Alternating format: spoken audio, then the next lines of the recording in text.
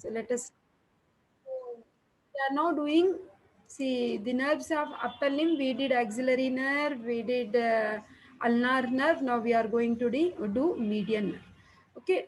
So now once you do the median nerve, now see how is it forms here? Brachial plexus roots are C5, C6, C7, C8 and T1. C5, C6 will join to form the upper trunk, and C7 continues as middle trunk, and C8, T1 continues as lower trunk. So if you see the like lateral cord is formed by the anterior division of upper and middle trunk. Posterior cord is formed by the posterior divisions of upper, middle, and lower trunks, and medial cord is formed by the lower trunk anterior division. Now, if you observe this nerve, median nerve, you can see median nerve is coming from lateral cord.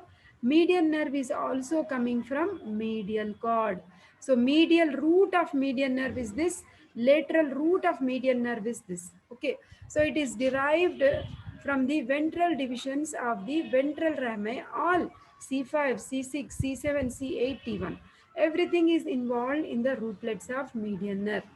So median nerve is formed in the axilla by the union of medial and lateral roots of the medial and lateral cords respectively. So medial root is derived from the medial cord, lateral root is derived from the lateral cord. Okay. Then now, once you talk about median nerve, every nerve we have seen the course in axilla, we have seen the course in arm, we have seen the course in forearm, then we have seen the course in palm. And I told you in your textbooks with each region the nerve distribution will be given, but I asked you not to read like that. Your last chapters of appendix chapter generally will be there. Their flow chart will be given, table will be given. Okay, diagram you can choose from any of the like chapters. Okay. So forearm chapter diagram is good better for median nerve. You better choose the diagram from forearm chapter of any of the textbook what you are following. Okay, now let us see its course in the arm. Cubital. Already we know in the arm. We know in the cubital fossa also. I will help you to recollect. In the forearm we didn't study. Of course in carpal tunnel also we didn't study. In the arm from the, if you remember me teaching you brachial artery, I told you median nerve initially it lies lateral. Initially, you see this is our median nerve, okay, isn't it?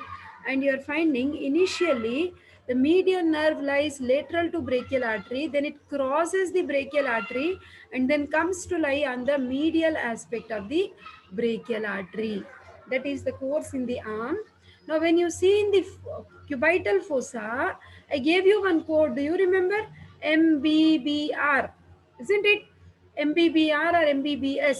From medial to lateral, M is standing for median nerve, isn't it? B is standing for brachial artery. One more B is standing for bicipital aponeurosis. You have biceps brachii tendon inserted into radial tuberosity, and the last R or S is standing for superficial branch of radial nerve. Superficial branch of radial nerve. This much course we have already studied.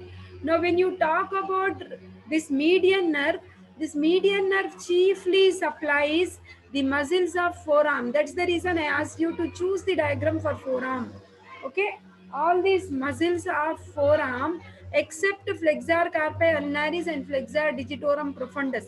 Those two muscles are actually supplied by ulnar nerve. Except those two muscles, all every full muscles of forearm, they are supplied by median nerve. Because it is supplying all long flexor tendons, you use this nerve as laborer's nerve. In order to do very heavy muscular works, we require the good functioning of median nerve, because all long flexors are supplied by median nerve. Okay, once this median nerve is supplying the forearm muscles, it passes deep to the flexor retinaculum to enter into the palm. Okay, in the palm, it will supply 3.5 digits. Okay, that is. We will elaborate anyhow, nothing to worry. The median nerve forms from the medial and lateral. This is our median nerve, medial and lateral cords of the brachial plexus. It descends along the lateral side of the third part of the axillary artery. This is axillary artery which now continues as brachial artery. Okay. Then proximal part of brachial artery. Okay. Then at the middle of the arm, opposite to the insertion of coracobrachialis, this median nerve crosses lateral to medial side. Just now I told you. It crosses lateral to medial side in front of the artery. Then it runs along the medial side of the brachial artery, as you can see here. So nicely it is clearly shown. This is medial side of the picture, this is lateral side of the picture. Initially the median nerve is lateral, then you can see it has crossed the brachial artery. Later it has become medial to the brachial artery, it is entering into cubital fossa. Okay, then you can see it is appearing in the cubital fossa beneath the bicipital aponeurosis, and it is resting on brachialis muscle. Okay, then now this nerve is leaving the cubital fossa through, see, we have seen in the cubital fossa, the medial boundary was formed by pronator teres.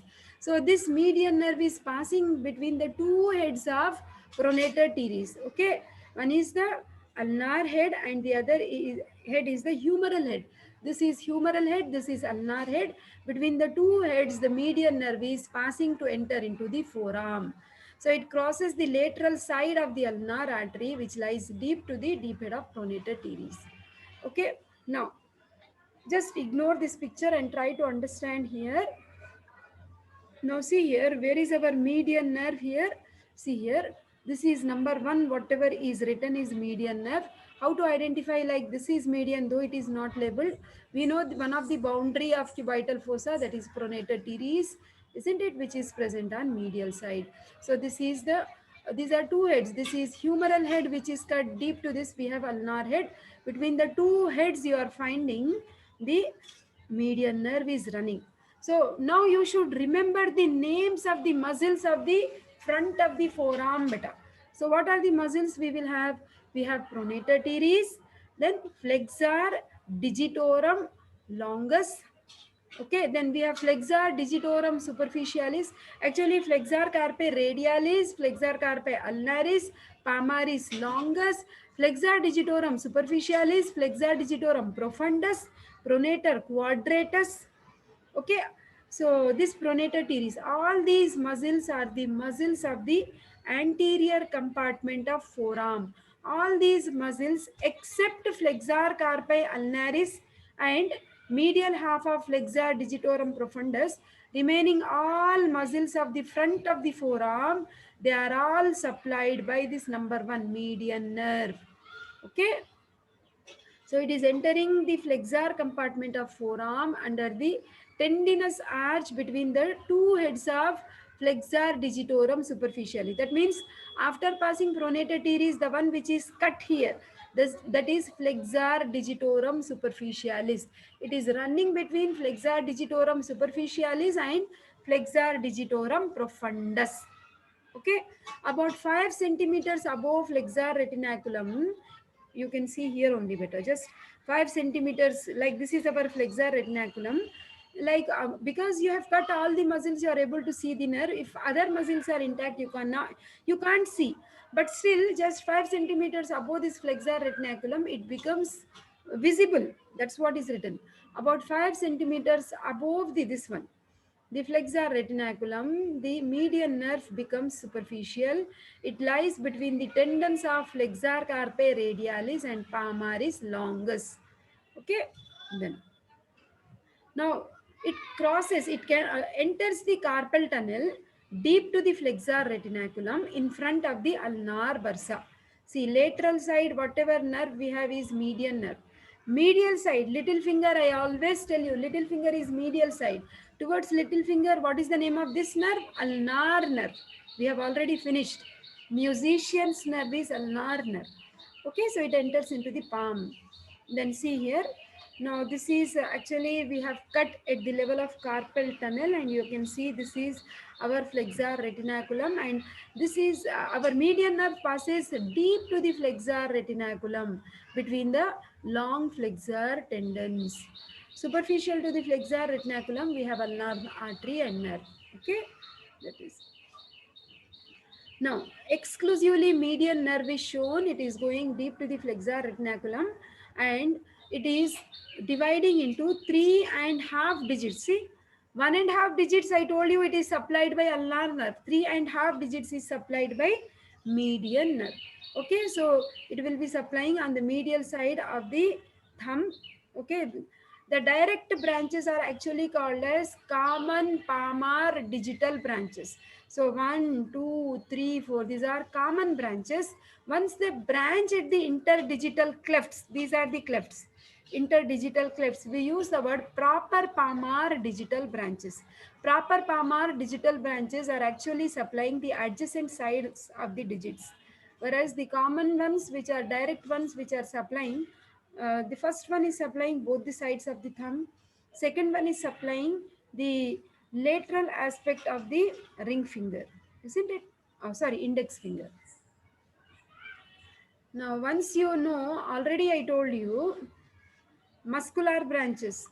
What are the muscular branches? All muscles of forearm, except those two you have to remember.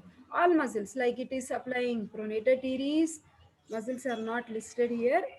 You can write your own list. We have palmaris longus, pronator teres, flexor carpi radialis, flexor carpi ulnaris, flexor digitorum superficialis, lateral half of flexor digitorum profundus, pronator quadratus. All these muscles are supplied by median nerve.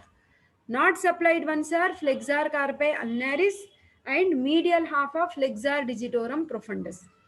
In the palm, it supplies thenar muscles. If you remember me telling you, I told you ulnar nerve is supplying all the muscles of the palm except the thenar muscles, I said. No, so that means thenar muscles, thumb muscles, they are actually supplied by median nerve. One thenar muscle which is not supplied by median nerve is adductor pollicis. Actually, adductor pollicis is supplied by ulnar nerve. We already know lumbricals. So many times I told you. First two lumbricals are supplied by median nerve. Third, fourth lumbricals are supplied by ulnar nerve. Isn't it? So, no. See, this is our cubital fossa region again because you are finding pronator teres.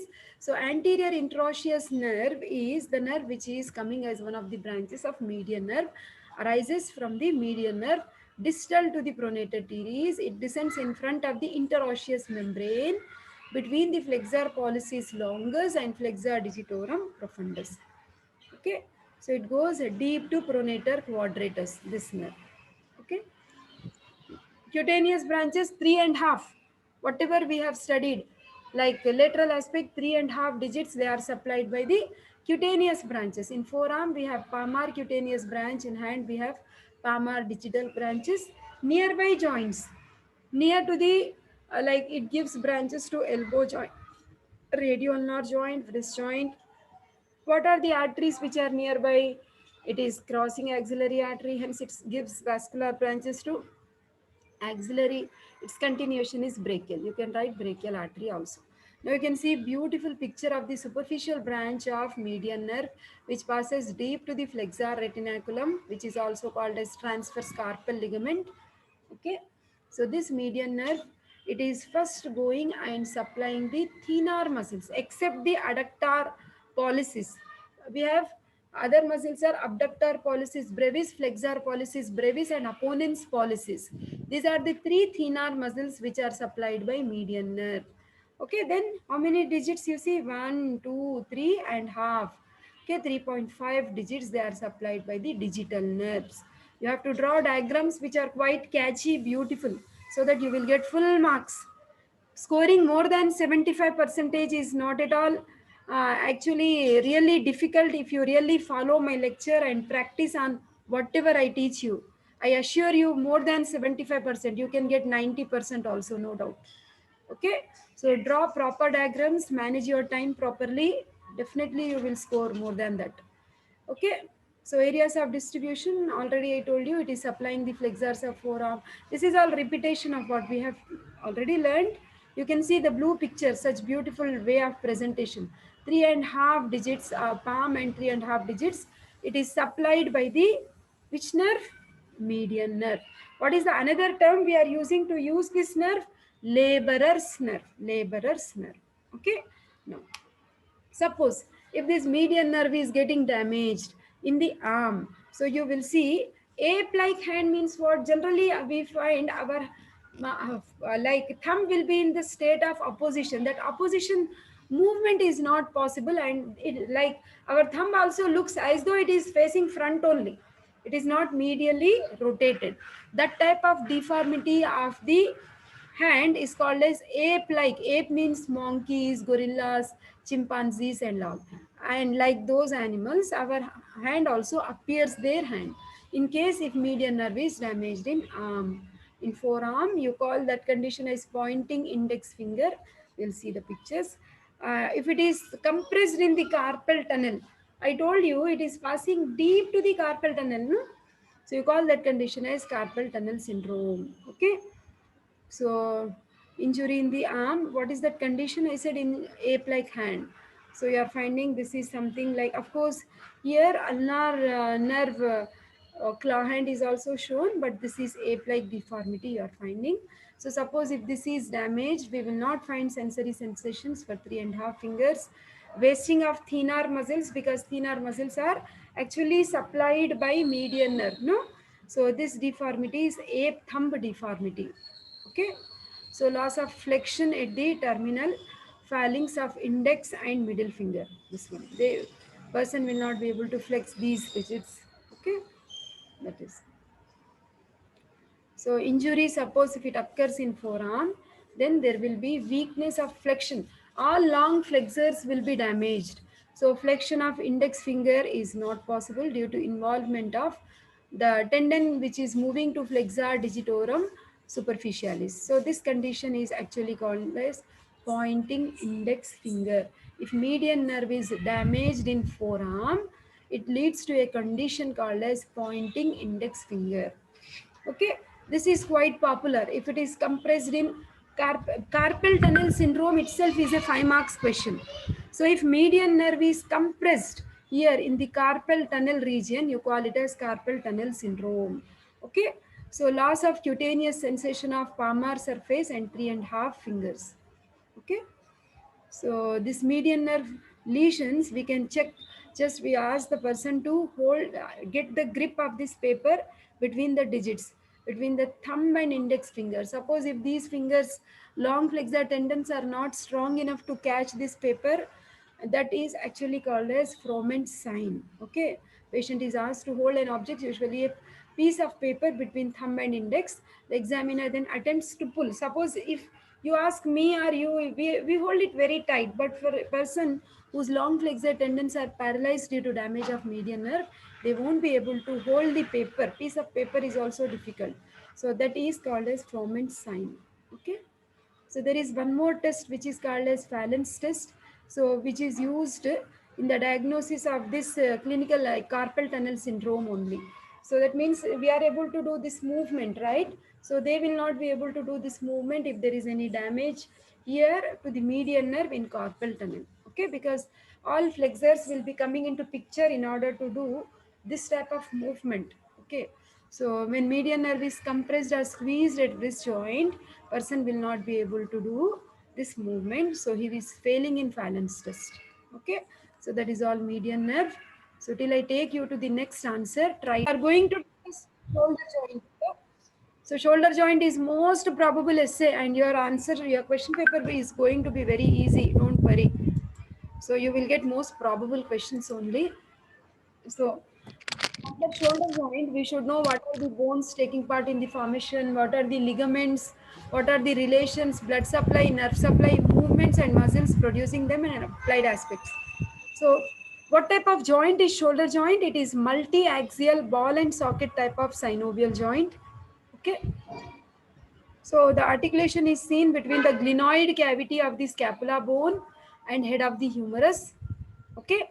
So head is rounded, and you see the like glenoid cavity is pear shaped, and it is not very deep, it is very much shallow. So the bones forming are like head of the humerus, pear shaped small shallow glenoid cavity. So the various ligaments we will study now, we will see the pictures also. Fibrous capsule, glenoidal labrum, coracohumeral ligament, glenohumeral ligament, transverse humeral ligament. Now first we have fibrous capsule. So fibrous capsule is nothing but like the capsule which is completely covering the shoulder joint from all the directions. Okay, you call it as fibrous capsule. So the periphery, I'll take you to this picture better. This picture is better. Okay, this is only looking better. So the periphery of the glenoid cavity will give attachment to the fibrous capsule, and the margins of the anatomical head of the humerus also. That means the fibrous capsule is extending from all over here to all around here. Okay, that is the meaning of fibrous capsule, this one. So peripheral margin of the glenoid cavity and margins of the anatomical neck of the humerus. Okay, just a minute, beta.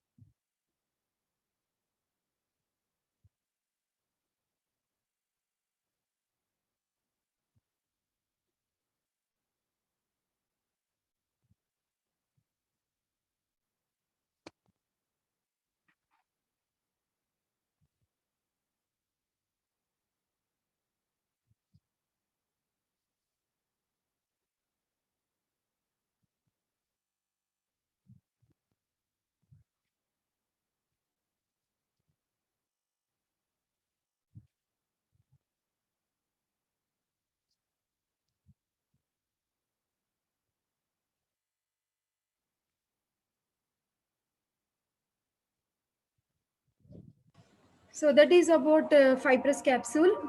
So once you are done with fibrous capsule, then we have rotator cuff. I told you as 5 marks or 3 marks question, I don't remember. Over the fibrous capsule, we have muscles, isn't it? Over the greater trochanter, greater tubercle of the humerus, we have sit, supraspinatus, infraspinatus, and teres minor insertion. Over the lesser tubercle, we have subscapularis. So all these muscles, no, they just flatten. The tendons of these muscles will flatten over the capsule of shoulder joint before they take insertion on greater and lesser tubercles. Okay, that is. Now, synovial membrane you see with all the joints. Basically, synovial membrane will be lining the interior, inside of the fibrous capsule. You can see this is fibrous capsule. Interior is a little shiny, shiny. That means inner lining of any fibrous capsule is synovial membrane. The function of synovial membrane is it secretes synovial fluid, which fills up the synovial cavity. Okay, it is for the purpose of lubrication. So this synovial membrane, if you observe, you can see it is extending like this. It is passing deep to transverse humeral ligament, and it is enclosing the long tendon of biceps brachii muscle also. Okay. So like synovial membrane lines the fibrous capsule, that thing you try to remember, and it is also forming a synovial sheath around the long head of biceps brachii. This one. These 2 points you remember better, that is enough. Okay. Then glenohumeral ligaments. So as the name suggests, gleno means glenoid cavity, humeral means humerus bone. Okay, so glenohumeral ligament is basically extending from the glenoid cavity to the lesser tubercle of the humerus. It will be seen in 3 bands which are shown in 3 different colors for our better understanding. It has superior band, okay, it is having middle band and inferior band. All are extending from the glenoid cavity. The first two are extending up to lesser tubercle, and the last band is extending up to anatomical neck of the humerus. Okay, so that is glenohumeral ligament. Now, I said glenoid cavity is shallow. It is not so deep. So in order to convert this glenoid cavity, which is shallow, to convert it into deeper cavity, we have margins of the glenoid cavity, a fibrocartilage is attached. Okay, to just make it deep. Okay, there is a fibrocartilage attached all around it. You call it as glenoidal labrum. Okay, the fibrocartilaginous rim attached to the peripheral margin of glenoid cavity to deepen the fossa. Okay, now this is the true picture of the dissected specimen of the shoulder joint, where you are seeing this is the head of the humerus. Okay, this is the glenoid cavity, which is quite shallow, hence it is deepened by the attachment of this rim. This fibrocartilaginous rim is nothing but glenoidal labrum. The head of the humerus and also glenoid cavity, they are covered with hyaline cartilage, also called as articular cartilage. Okay, beta? Then, so this is biceps tendon which was passing long head of biceps. I told you it will receive the covering of synovial membrane. Okay, that is. Anything else we missed? No. Coracohumeral ligament. Coracohumeral in the sense from the coracoid process of the scapula bone to the humerus. Okay, anatomical neck of the humerus. Whatever ligament is there, which is shown in blue color, you call it as coracohumeral. Simple beta, just remember the name of ligament, coracoid process to the humerus, coracohumeral. If you write that much also, you will get marks. Transverse humeral was beautifully shown in the other picture, no? So this is quite beautiful picture of transverse humeral ligament, isn't it? So which is seen bridging the bicipital groove. Okay, there you have the transverse humeral ligament. Intertubercular sulcus or bicipital groove, both names are given. So bridging the lips of the bicipital groove, we have transverse humeral ligament. Okay, so this is actually a summary picture of all the ligaments. We have glenoid cavity, then glenoidal labrum, tendon of biceps is going inside this, and you are finding coracohumeral ligament, isn't it? So others are only supportive, they are not related directly to shoulder joint, like coracoclavicular, acromioclavicular. They are just supporting the shoulder joint superiorly. Okay.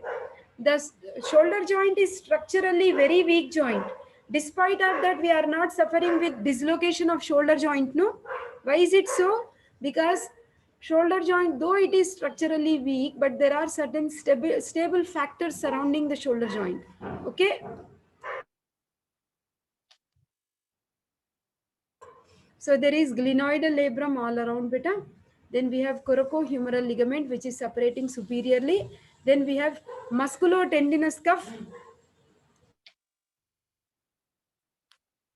Musculotendinous cuff, I told you rotator cuff which is present all around. Okay, this is coracoacromial arch which is present superiorly, which will prevent the upward displacement of the shoulder joint. Then long head of triceps and also teres major. So they also give a structural support to the capsule during abduction. Okay. Now coming to relations. See, for relations, this Chaurasia's picture or Vishram Singh's picture is very popular.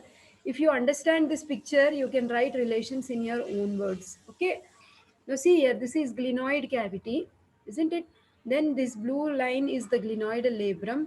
We know the tendon of biceps brachii elongate is passing like this. We know the green one is all capsule of shoulder joint. Pink line is the synovial membrane. So whatever structures are placed above, these are superior relations.